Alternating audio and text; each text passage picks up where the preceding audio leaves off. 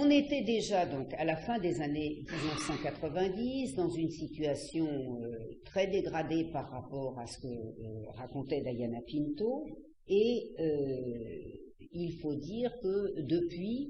les choses se sont encore dégradées. Ce qu'on pourrait appeler l'esprit du 11 septembre a frappé, mais je dirais sur un terrain déjà bien balisé, c'est-à-dire que il est devenu pratiquement obscène de parler de stratégie, en particulier évidemment de stratégie des classes dirigeantes. C'était d'autant plus délicat d'ailleurs que de classe il n'y avait pas, a fortiori pas de classe dirigeante. Donc toute une partie du champ d'analyse des historiens, c'est-à-dire l'histoire des rapports sociaux, l'histoire des classes sociales, à supposer même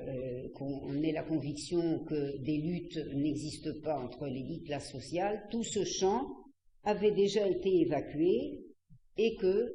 quand, à partir des années 90, a fortiori après 2001, on a prétendu travailler sur des stratégies sociales,